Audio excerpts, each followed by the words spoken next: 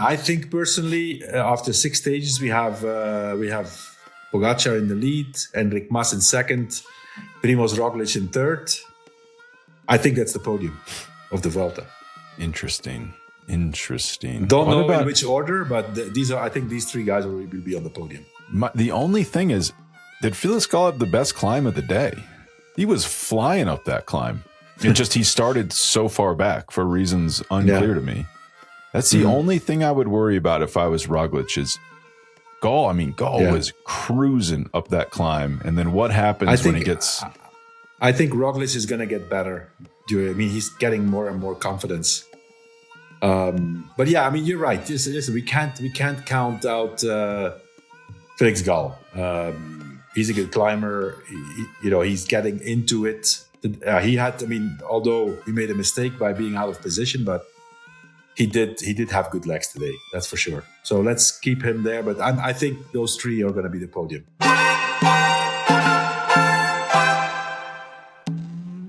Everybody, welcome back to the Move podcast. I'm Spencer Martin. I'm here with Johan Bruyneel. We're breaking down stage 6 of the Vuelta a España, as well as previewing tomorrow's stage 7 with our outcome stage preview.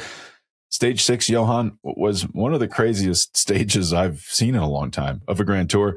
I thought it would be pretty straightforward. It was not straightforward. We didn't see it, but the first 2 hours were controlled. No breakaway could get away. As soon as the coverage came on, it looked like Decathlon was the one keeping the breakaway on a tight leash. I have no idea why. Tadej Pogačar got a little fed up with this, so he jumped in a move himself, started pulling, bridging up to the break, I believe to make a point. The point was made, Decathlon let the break go.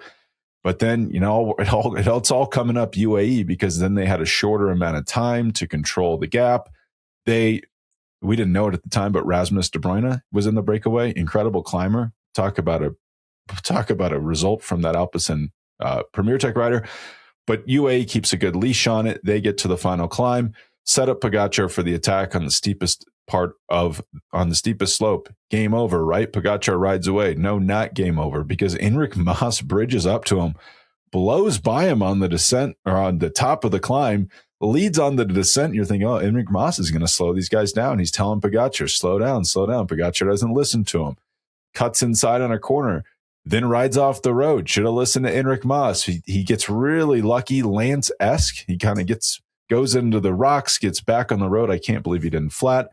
But then those two guys ended up working out for the best, I believe, because they worked extremely well together to the finish, holding off Primož Roglič and Richard Carapaz and Felix Gall in a chase group behind. I believe it was as close as almost 13 seconds at one point, as 46 seconds by the finish.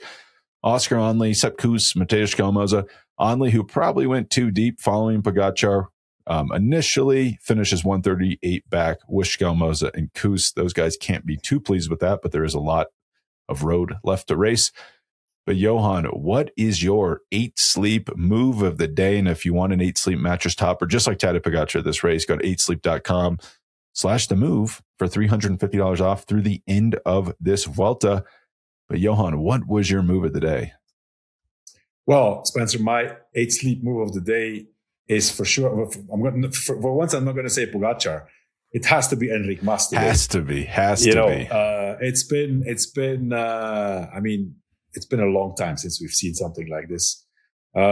Similar to, although I think better, 2024, I guess, when Jonas Vingegaard caught up to him on that last climb and then won the sprint in the stage in the tour. Stage 11 of the 2024 tour. Yeah. I remember Jonas also tried to sprint for the bonifications on the top of that climb. He didn't get it. Enric Mas actually caught up to him and took the bonification from Pogačar. Pogačar did not know, apparently, that he was coming. So I'm guessing a bit of miscommunication within UAE. It is hectic, of course. We don't know what information comes through. But Pogačar said that he had information about Roglič and Felix Gall being 40 seconds down. They had never mentioned Enric Mas. And then Enric Mas catches up with him and flies by him. Pogačar himself said he was extremely surprised. So, we've seen one guy do this recently in the last 2 years, which is Jonas. But there's one other rider, Spencer, who a few years ago actually dropped Pogačar in a race, and then a few days later stayed with him when Pogačar attacked. You know who that was? Is this in a Grand Tour or another stage race? No. It's in another race. Dropped Pogačar, not in a stage race. Yeah. I don't know. Is it Remco? It's Enric Mas. Wait, what was this? Enric Mas in 1929. In 2022, he dropped Tadej Pogačar on the last climb in Giro di Emilia. And then And then a few days later, he managed to stay with Pogačar in Tour of Lombardy, went to the finish, and of course, Pogačar beat him. So that's a good memory, Johan. It's not a total surprise. Enric Mas, when Enric Mas is really on top of his game, he's an unbelievably good rider. And I said it in our talk before the show here. He, if you look back at Enric Mas, okay, he's had a few years now where he had bad luck, and the season didn't go his way. A few seasons already that he doesn't. He's not in the game for GC. But if you look back, he's already 3 times second in the Vuelta, 1 time third, 1 time fifth, 1 time sixth. He was top 5 in the Tour de France. You have to be a really good rider to do that. People always, and especially in Spain, he gets a lot of criticism for not attacking, for not being aggressive. But hey, you know what? I mean, if that's what you can do, if your best way of racing is ride your own tempo and be as close as possible to the best guys, I mean, that only those few results I said there, that's already impressive. There's not many riders who have that many podiums in Grand Tours as Enric Mas. That he has 4 podiums, right? He has 4. 3 times second and 1 time third. And 1 time third. And almost more impressive than that, he has 1, 2, 3, 4, 5, 6, 7, 8 top 6s in Grand Tours. Yeah. There's not, as you say, there's not many riders that have that. So obviously the surprise right now is that he's coming back at an incredible good level, the best we've ever seen him, I think, since many, many years. I think a lot of people, especially the press here in Spain, have said many times, okay, well, Enric Mas is done. He's on his way back. He's also not a great communicator. His interviews are not great, always very conservative. But if you look at face value, he's a very good rider, man. He's definitely not a great communicator. I don't even speak Spanish, and I'm always like, I don't know about the delivery of that. As you say, incredible. Probably what dings him a lot is his last win was 2022 Giro dell'Emilia. I had totally forgot about that. That was an impressive run from him. But today, it kind of Pogačar today was like throwback Pogačar. Remember when he used to attack and he'd get caught? He'd have to outsprint guys. He almost never used to win solo. He'd always get away and then outsprint someone exactly like he did today. Super impressive from Mas. My wife was like, that's not Enric Mas. He looks so different than he did at the Giro d'Italia this year. What a recovery from him. Does it hurt him at all that he's Mallorquin? Like when you're from an island or not a central part of the country, sometimes that can work against you. Is that hurt in terms of like his popularity in Spain? Yeah. Not really. I guess Nadal's from there, right? Yeah, Nadal's from there, yeah. And he's like a national hero. No, not really. Lives in Andorra also, by the way. Enric Mas. But just because he likes the scenery. That's the only reason. And then also Spencer, at the same time, I think Pogačar today was I think it's a combination of Enric Mas having a super day, like growing on that last climb, like getting the motivation, seeing that you're not, you're riding away from your closest rivals for the podium, and then you're getting closer. So he kind of rose above himself, I think, Enric Mas, because that speed at the end when he caught Pogačar, that was impressive. It was really, really steep. I think combined that with a not great Pogačar today. He was good, but not super. and also maybe probably the communication. If you hear that you have 40 seconds and you still have to manage that gap to the finish, you can say, okay, I'm going to pace myself a bit, and then I'm going to do what I always do, right? So, and on top of that, I also saw, and that's something I don't really understand, because UAE is extremely well organized. Pogačar was without water or any liquids for the last 25 kilometers. Yeah, that's what he said. So, yeah. I mean, it's surprising that maybe they didn't get. I mean, they couldn't get there anymore. I don't know. There was a lot of people, a lot of spectators. The gravel, and then I'm going to guess the cars were not there. No, the cars were not close. What do you think of that climb, Spencer? Finally, what do you think of the Sterrato, the gravel part, and the nature of the climb? Well, I think it was okay. It was okay. Yeah, you showed me a video yesterday, and I was concerned when Pedro Delgado was struggling to ride up. That's a few months ago. So they obviously redid the whole. And actually, the guy who was riding with him on that video I sent you, that's Kiko Garcia, ex-teammate of mine in Once, who is now the Vuelta director. And so he was on a gravel bike, and Pedro Delgado didn't manage to get up the climb because the gravel was so bad. But Kiko said in the video, okay, just have in mind, we're going to redo this whole thing. I thought I thought they paved some of the worst parts of that. No, they kind of smoothened it out, and it was really compacted, and it was really fine pressed Sterrato gravel. Well, if you ask me now, I'm going to say it was an amazing decision, because it produced. I mean, that was you got to say that was one of the most exciting stages of any Grand Tour of the last few years, because you didn't know what was going to happen. You're like, what's going on? Enric Mas is bridging up. If you do watch it closely, though, it's steep. It's really steep. Pogačar has a gap. Then it eases off, and I would bet Pogačar was managing his effort. He's like, I got 40 seconds. I'm just going to get over this climb, and I'm going to have to hold these guys up. I got to save energy. And that's when Mas made his biggest inroads. He sprints over the top. There's a little descent on the climb. He sprints over the top, really carries a lot of speed down. And you can see from the helicopter, he's closing the gap. So like Pogačar's up there kind of cruising along, and he doesn't know Mas is back there. Yeah. And he really closed the gap, and then he sprints up the last 100 meters over the top. So that certainly helped him. I was surprised, though. I was thinking Enric Mas on the descent, like, ooh, he's going to lose. He's going to get caught by this chase group. Very good.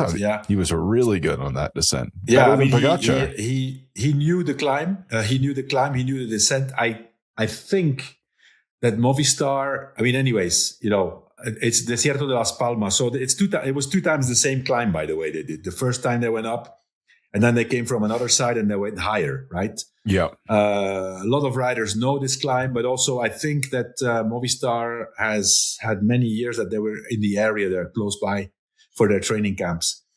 Enric Mas knew the descent. Pogačar did not know the descent, which was, obviously because he went off the road. I mean, but also Spencer, I mean, what to say about that? Even in those circumstances, getting off the road, Pogačar is just so great that, anybody would have crashed. It was so rough when he went off the road. Yeah. He didn't crash. He stayed on his bike. There was a big step, it was a big gap from the road till those, was it stones or? Yeah. He just didn't even get completely off the bike. No, he stayed on the bike and just, he put foot to the ground, but didn't get completely off his bike. If I went on that same route, my tires would have exploded. Like, I don't know how. I mean, anybody. I don't know how he did that. Yeah. But yeah, Enric Mas. I mean, it's just it's crazy that on the ascent he looked incredible, and then he looked so poised. He was trying to warn Pogačar. Pogačar didn't listen to him.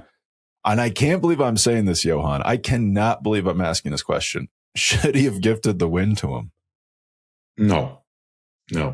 Well, he kind of couldn't because his team. You saw they were killing themselves. Well, these kind of things, first of all, don't happen anymore, especially if a team has worked the whole stage to put the leader in position to win the stage. It doesn't happen. It doesn't happen. But anyways, look, we're talking about Pogačar having, a bit of a weak moment, but we're 6 stages in. He won 3 stages already. Yeah, 50% of the stages. Well, and his GC gap is now 334 to Enric Mas, who moves into second. Primoz Roglic in third at 421. These are big gaps for 6 stages in. Richard Carapaz, 450. Felix Gall, 455. Sepp Kuss, 536. Oscar Onley, 537. Rasmus de Bruyne, an 8th at 540. So, yeah, the gaps are big. Do you want to take a quick break and then we'll talk about the GC implications of this? Yeah. Okay, we'll be right back. Hey everybody, this Vuelta España coverage is brought to you by our presenting sponsor, Ultra Focus Pouches. Do you desperately need a nicotine pouch every 15 minutes just to feel normal? How many pouches, cups of coffee, and or energy drinks per day do you need to stop yourself from crashing or even feeling nicotine withdrawal? And so, suboptimal thing about using these things is they're going to make you feel anxious. They're going to make you feel on edge when you have them and when you don't. That's why Focus Ultra pouches are incredible. First off, they're completely nicotine and caffeine free. So you're probably thinking, if they don't have nicotine or caffeine, what exactly is in them? Well, it's a great question because Ultra partnered with leading neuroscientists to design these pouches. They use clinically proven nootropics and adaptogens to deliver immediate focus and smooth energy that lasts 1 to 2 hours. They also have multiple incredible flavors like cool mint, wintergreen, tropical, watermelon, blue raz. Ultimate is the ultimate guilt-free pouch, delivering instant focus and mental clarity without nicotine or caffeine. And new customers can use code THEMOVE to get 15% off at takeultra.com. That's takeultra.com with code THEMOVE for 15% off. Make sure you check them out because you don't want to miss this and you don't want to miss that 15% off opportunity. Okay, Johan. So yeah, as I said, big GC gaps. Enric Mas, though, obviously the big winner of today, except the winner himself, Tadej Pogačar, 334 back. And then Roglic is 47 seconds down in third place. Carapaz over a minute down. Felix Gall, kind of a strange climb. I don't know if you noticed this. He wasn't there when it started. Yeah, he took his own tempo and then moved up. But Spencer, well, first of all, 2 things. 2 guys who were missing here today and who we expected to be here is Oscar Onley and Sepp Kuss. They didn't have it on that climb. They lost considerable time. A minute 30, no, a minute 34. Well, yeah, which is shocking because Onley was with Carapaz with like a kilometer left on the climb, and then lost a ton of time. Yeah, and then I think personally, after 6 stages, we have Pogačar in the lead, Enric Mas in second, Primoz Roglic in third. I think that's the podium of the Vuelta. Interesting. Don't know in which order, but I think these 3 guys will be on the podium. The only thing is, did Felix Gall have the best climb of the day? He was flying up that climb. It just he started so far back for reasons unclear to me. That's the only thing I would worry about if I was Roglic is Gall. I mean, Gall was cruising up that climb. And then what happens when he gets... I think Roglic is going to get better. He's getting more and more confidence. But yeah, you're right. Listen, we can't count out Felix Gall. He's a good climber. He's getting into it. Although he made a mistake by being out of position, but he did have good legs today. That's for sure. So let's keep him there. But I think those 3 are going to be the podium. Because the Roglic is going to take considerable time on Felix Gall in the last time trial. Yes, also on Enric Mas, probably on Roglic as well. But here's the thing. So this shows you why it's important to strike while the iron is hot. Pogačar comes out. It's the opposite. Like Demi Vollering, I feel like should just be watching Pogačar film all the time. Just punches people in the mouth right from the beginning. Taking time. Everyone's like, oh, this guy's too greedy. It's not clear to me that he can drop Enric Mas the rest of this race on climbs. Yeah. I think let's not get ahead of ourselves, Spencer. Enric Mas is climbing incredibly well. Obviously, Pogačar can take time on anyone, right, if he needs to. But now he's got a 334 gap. Not really a concern. He's, if he holds that. Basically, if this is the case that Enric Mas is now going to be Pogacar's closest rival on the mountain stages, it's very simple. He just stays with Enric Mas and then just puts little bits of time in him on the last kilometer. Because Enric Mas is going to ride to distance the other guys. Yeah. Right? So that it's ideal for him. Just stay with Enric Mas. Enric Mas is great at riding pace. The tempo doesn't accelerate much. And then just attack him with 500 meters to go. Take 10, 15 seconds plus the bonification. Doesn't need to, but it's still, time and potential stage wins. And now UAE, it's like a big business that identifies they have a weakness and a smaller business is doing it better than them.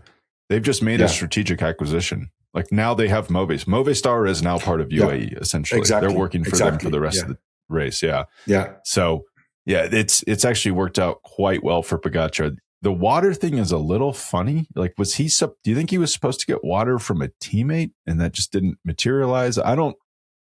Well, he had a bottle when he attacked. I just checked. Then a kilometer later, the bottle was gone. So I think, if you throw away that bottle, that's because you're supposed to get water on that climb from the team. Those are things that are planned in the meeting before the race. Pogačar knows that there's going to be somebody there. Did he miss it? Did the guy not make it to the climb? Was there too many people? I don't know. I don't know what happened. So I found the thing I was looking for. So 9K to go. Pogačar and Mas are 15 seconds in front of De Bruyne, Roglic, and Felix Gall. I thought they were going to get caught, but Roglic. It makes sense that Pogačar and Mas they're the strongest riders, obviously, but they were like motorbikes out there. I think you're right that it's not clear to me that anyone behind Mas is a stronger rider. Like they put 30 seconds into him in the last 9K. The chasers, and then on really top of impressive. that, when Carapaz and who else was it? Carapaz, Tejada. When they came, when there were more people together, they were slowing down. Yeah. They started attacking each other. You would think, okay, there's new and fresh legs. They were so tired of the chasing, and then of course they're already thinking about the stage and trying to be third or fourth. That it's not necessarily always an advantage to have more people in the end of the stage. It's what happened. They went from 13 seconds till 46 seconds at the finish. You're like Oscar Onley, 15K to go. He's 50 seconds down by himself. 9K to go. He's in a group and they've lost 40 seconds. Yeah. That's like the bigger the group swells, the harder it is to keep the pace up. Not enough nice things I can say about Enric Mas. And I assume you think Pogačar, is he washed up, Johan? Like what's going on here? Just a little tired, not a great climb for him? I don't know. Not a great day. It was hot. I think it's a combination of not feeling super, surprised by the toughness of the climb. I don't think so. They have, if they haven't previewed it, they had all the information about the climb, exactly how steep it was, where the gravel part started, the state of the road, whether it was asphalt or concrete. So I think he knew all those things. So I don't know really. I think for me, my biggest guess is that he was just managing those 40 seconds. And had no clue that Enric Mas was on his way. Before anyone also is giving his team crap for giving him bad info, it was very hard to follow what was going on that climb. Yeah, it was. The cameras were all over the place. Is this though? I was surprised at the gaps on that climb. Like those are the gaps we'll see on some of the biggest climbs of this race, probably. Also, did this work out perfectly for Pogačar? Because Mas comes up to him, works together. And they're flying on the final. What if no one bridges up to him? Does he even hold that group off? Or do they reel him in? Maybe not, because it was headwind in the last 9 kilometers. Yes. Very windy and flat and open. Maybe not. The fact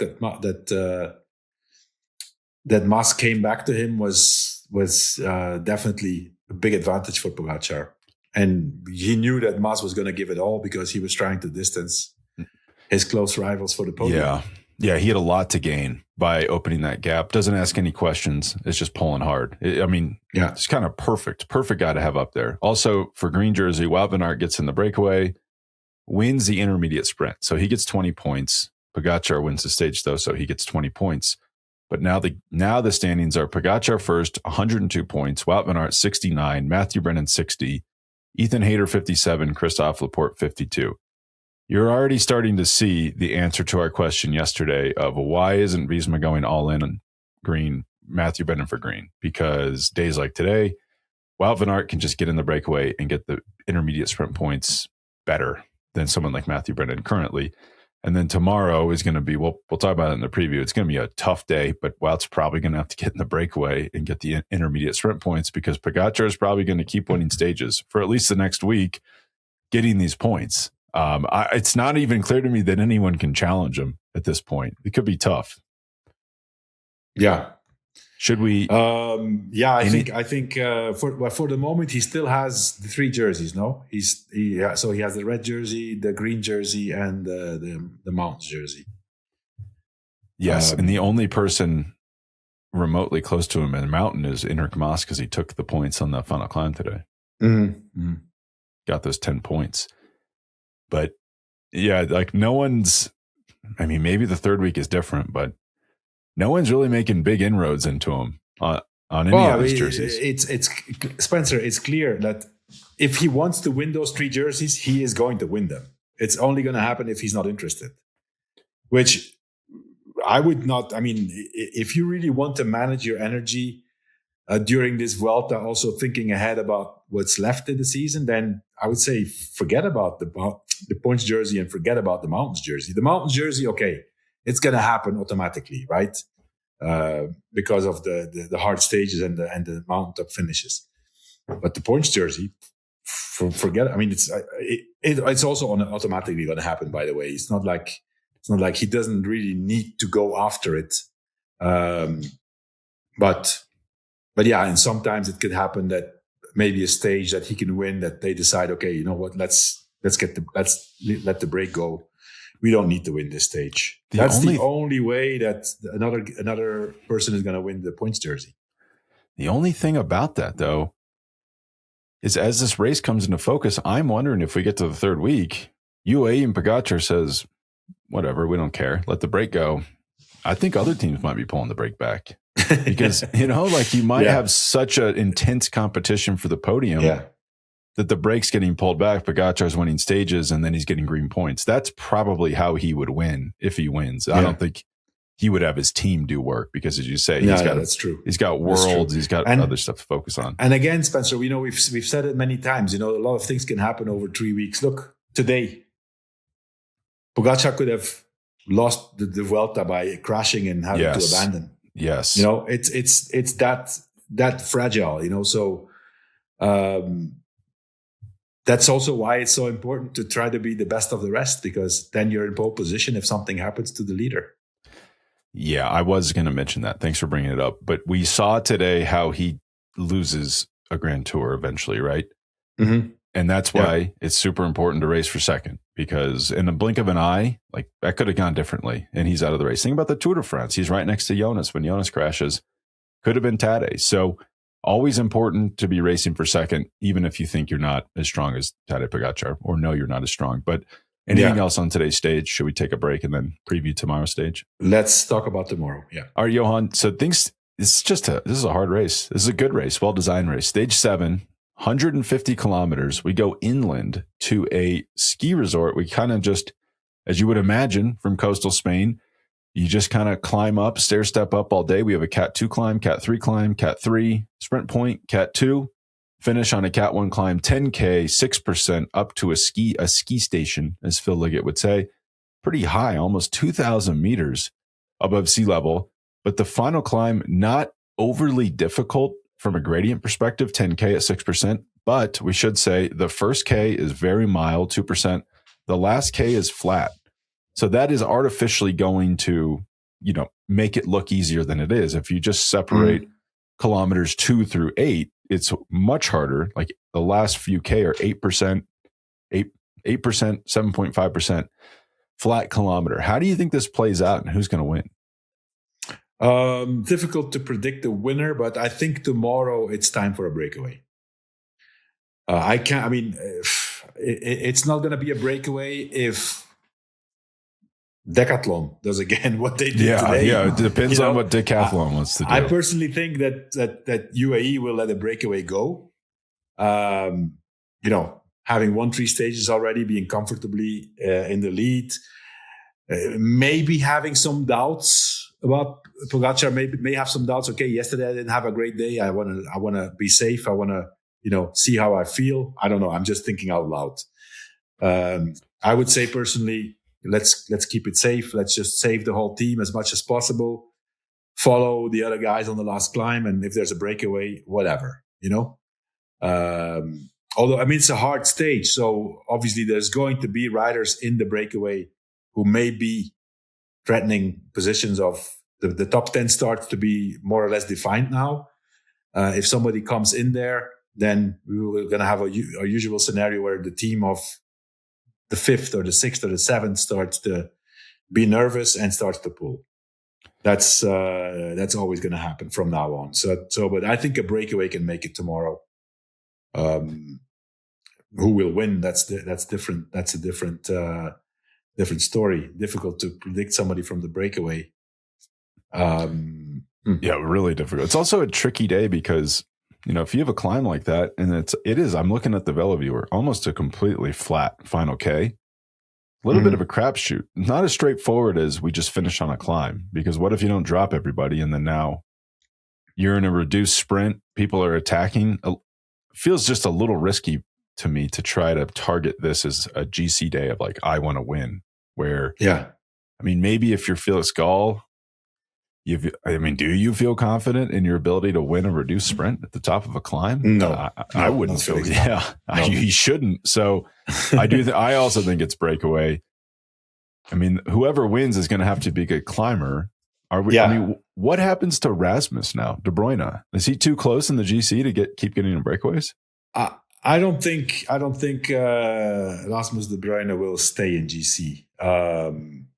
He's a really good rider. Came late to cycling, was a professional speed skater, ice skater, short track. Pretty good sport as a base to become a cyclist. Because these skaters do a lot of cycling. But he's a good rider, still discovering himself. Doesn't have the experience yet of Grand Tour, so I don't expect him to stay there. I saw an interview of him. He said, that he's just going to take it day by day, try to go in breakaways, and then make the best of it. So, I think if tomorrow he goes in the break, they're not going to let him go. He needs to lose more time. He's too close now. What about Plus, Gregor he's 3 seconds behind the white jersey, I think, behind Oscar Ondy. He's still in contention for the white jersey. Crazy. He'll lose time yet. Oh, we all should say Jarno Widar, had a bad day. Not a great. He said he was suffering a lot from the heat. Well, which also does tell us, if he's suffering that bad, probably nobody felt that good, and that would explain maybe if Pogačar didn't ride away from everyone how you thought he would. Correct me if I'm wrong. Is Enric Mas really good in the heat? Yes, he is. Yeah. Yes, he also said that straight away. He said, "Yeah, I told you guys that I'm good in the heat, so today's the proof." He was quite upbeat about his performance, and he should be. Yeah, remember this stage in Granada where he was crushing everyone on the climb, and then it was this wide open descent, and he got caught. But he's a very good hot climber. He's like a specialist. Mm-hmm. What about Mühlberger in the breakaway? That's a good one. Yeah. Very good climber. Yeah. He's 12th overall. He's kind of like just right outside of the top 10. But then I think if the breakaway is good, if it's going to survive, it's going to have guys from Decathlon, Net Company, Ineos, maybe even UAE. Is this a Jay Vine stage? Jay Vine stage, maybe. Yeah. Jay Vine, Pablo Torres, Those guys Yeah. could be in the breakaway. I mean, if I'm UAE, I'm trying to get one of those guys in there. Then you're okay for the rest of the day. Yeah, I guess the only thing you have to balance is, let's say you send Molberger up the road. Does that leave Gall without help on the climb? But I guess Decathlon's so deep, they would have Molberger. They also have Bizio, they have Riccatello. Yeah. Yeah. Interesting. Yeah. I don't think the odds are out yet. I would probably just pick Jay Vine. I don't think I would overcomplicate this. Jay Vine is, looks good. Jay Vine, Molberger. I think those are probably the two favorites if it's not GC. If it's GC, do you see anyone beating Pogačar? No. Or no? If it's GC, no. No, I don't think so either. Unless he doesn't feel great and just controls. And then it's a sprint at the end. In sprint, he can still win. Who would beat him in a sprint? Let's say he didn't win. What GC guy would beat him in a sprint? Roglic? Carapaz. But Roglic doesn't seem to sprint. Roglic doesn't seem to sprint very good these days. Yesterday, for example,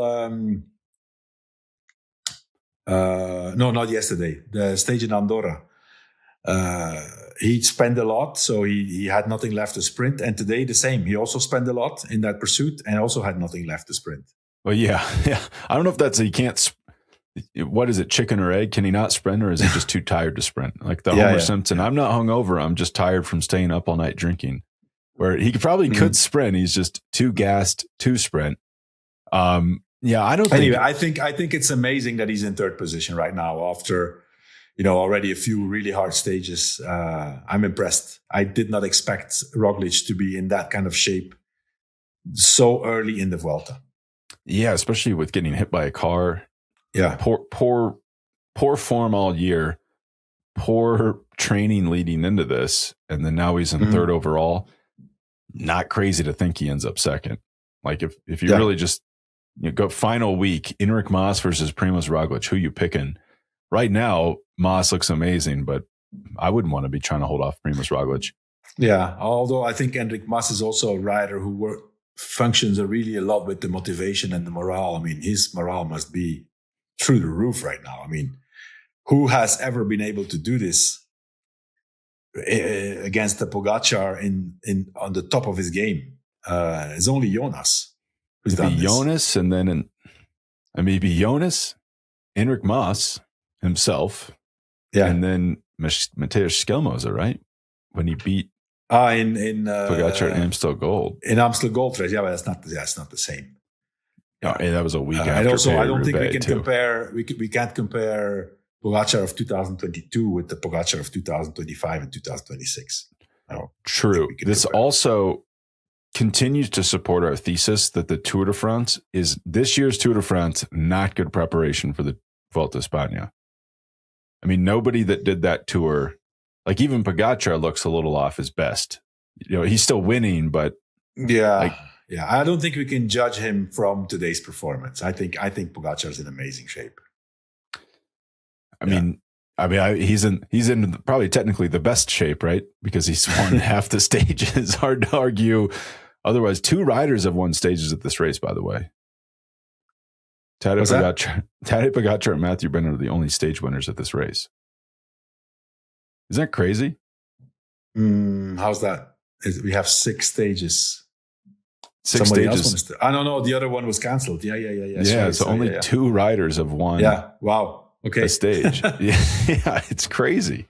It's crazy. I think that's all we had, right? Yeah, I think so. Let's see what tomorrow brings. Hard stage, 150K, 3,600 meters of climbing. Really hard. In theory, it should be a bit cooler, not extremely hot, but still, it's a hard stage tomorrow. We should also say, I was just thinking about sports betting, trying to predict, et cetera, et cetera.